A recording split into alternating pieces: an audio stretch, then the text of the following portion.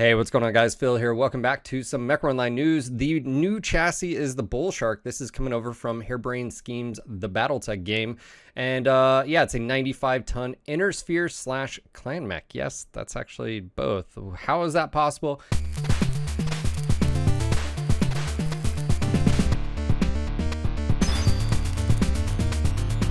The new Axeman retro design is live on the store, nogutsnogalaxy.net. Use retro15 to get 15% off all orders store-wide.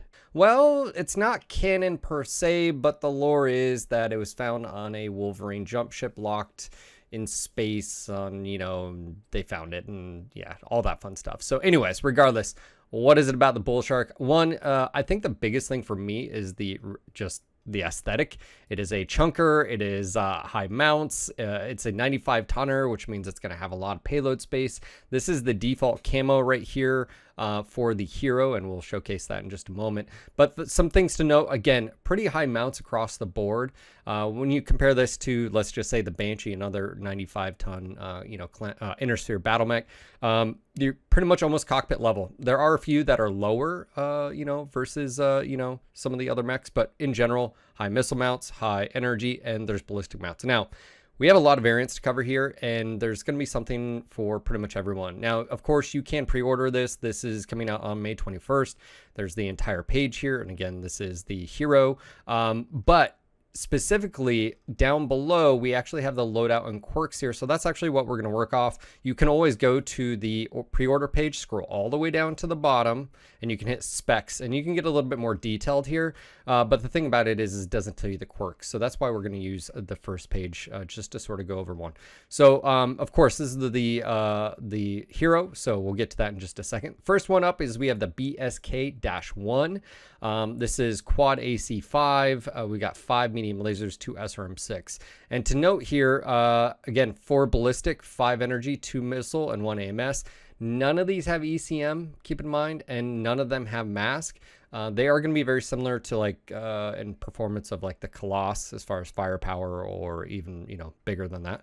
But missile cooldown, -25. I suspect what you're going to see is people utilizing Thunderbolts on this, maybe Thunderbolt, 5s to 20s. The 20s take up a lot of tonnage.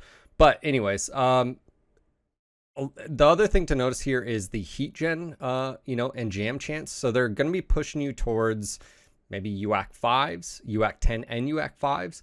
You can pretty much do the Mark II Bravo setup on this, but for IS side, considering you can, drop them on the arms here. Now, this is rocking an XL engine. I don't know if this is going to be XL friendly. There are some assaults that can sort of get away with it. If you go for long range sort of snipey builds, you usually can get away with it, but there's always a risk. But anyways, max engine 345. This is a XL 285, which gives you 48.6 kph. Again, a good comparison is the Banshee. Pretty much what you can do on it, you're going to be able to do on this. This just has a lot more options. Okay, next up we have the -2. Energy focused here, 12 energy for an assault mech. Again, reminds me a lot of the Annihilator with all energy hard points. All high mounts, you can see where the missiles are. These are where PPCs or lasers will go. And in this case, we have 4 PPCs with a multitude of medium lasers. This variant does have jump jets. And again, no mask, no ECM, but there are a few variants that do have jump jets. Again, -10 on heat and a multitude of armor quirks.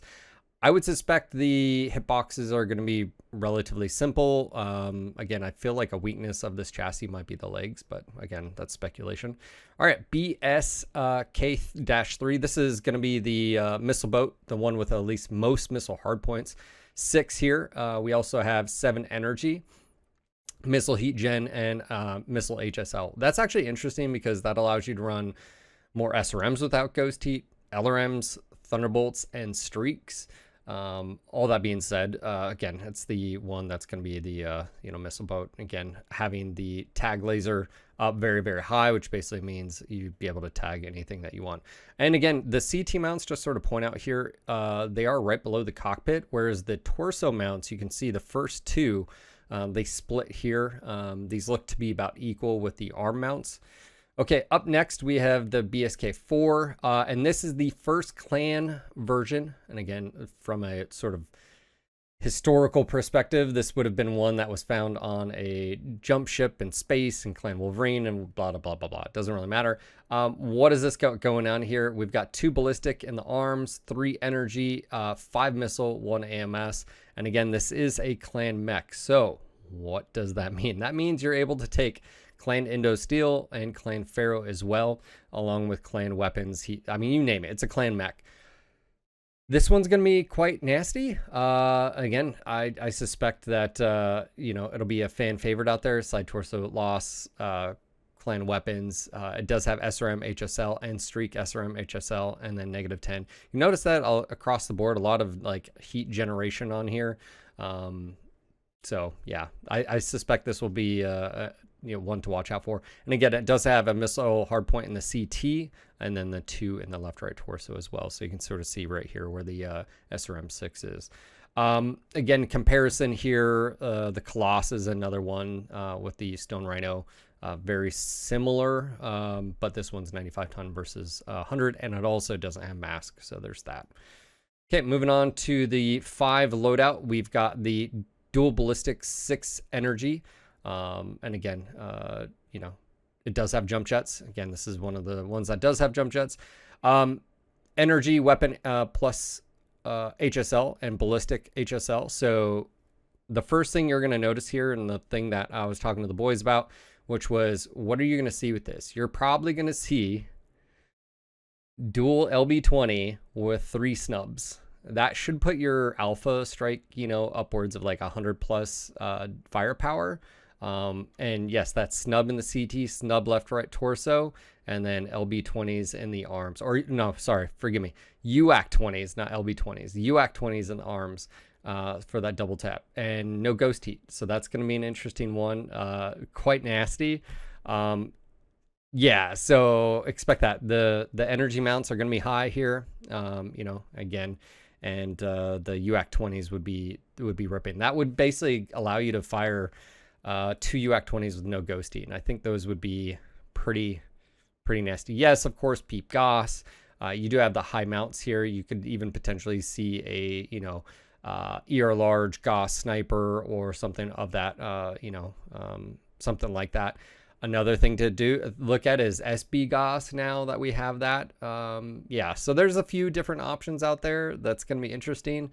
But across the board, ballistic, HSL, and energy weapon HSL, and then the armor, of course. And you can see all these have a lot of armor. Okay, moving on to the next one. Again, we've got a lot of variants here. The -6. This is going to be 6 ballistic, 7 energy, and again, it doesn't have jump jets here. Pretty across the board. What are you going to see here?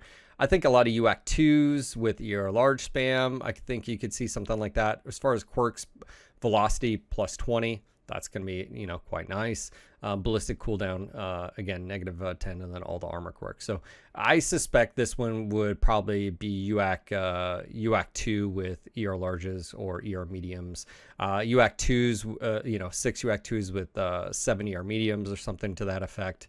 And again, sort of a long range, mid range build. So again, we'll have to sort of see what else people come up with here, especially with the cooldown here. I mean, even though it's not a lot, you could even say, hey, maybe instead of taking those on the arms, you take some ballistics on the torsos instead to utilize that 10%. So you could potentially see that as well too. So again, with those high mounts here, you could see maybe some SB Goss up there instead. Or just regular Goss or heavy Goss or something like that. Very high mounts. Okay. All right. So the last one we're going to be covering is the Mako. And this is the other clan version here. And this is the hero. It does have a little bit, I would say a little bit, but very distinct camo pattern here.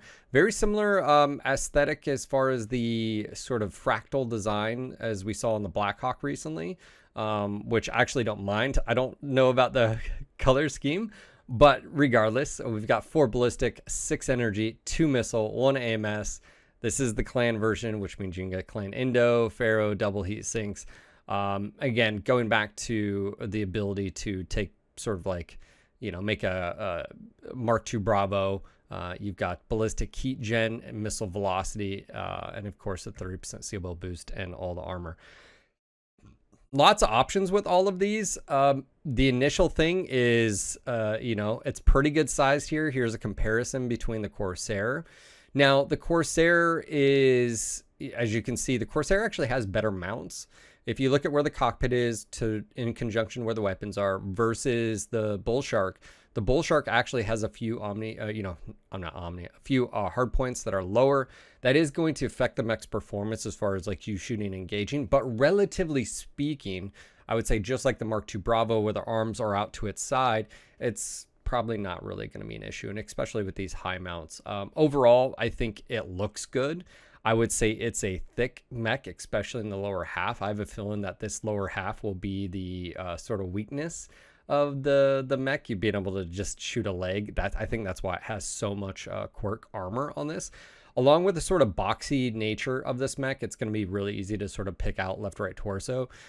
When you're generally shooting like the Corsair, I mean, you sort of have an idea of where the CT, but right torso is. This, I think you just aim for just the centerpiece and you'll be good. I don't know. So that's another thing to sort of think about is the hitbox. Is this going to be able to torso twist, acceptable speeds? We got a little bit of information here, but again, until it gets into the game and we actually get a feel for it, we just don't know.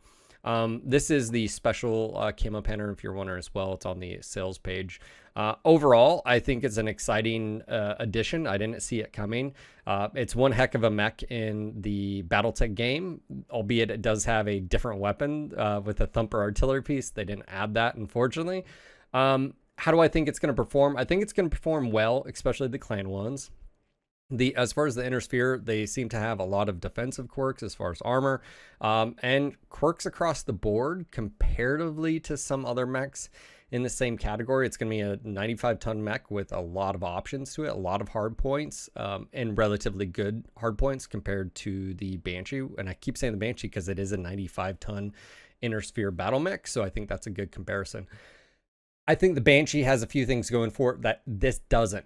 I would say the Banshee has a better overall torso profile, which means it's taller, yes, but all the mounts are like right here versus this is going to be pretty wide here compared to the Corsair. It does give me a little bit of Night Star vibes, not as extreme as maybe the original. It does look like to be around there with the Night Star. Again, another, mech in that tonnage bracket.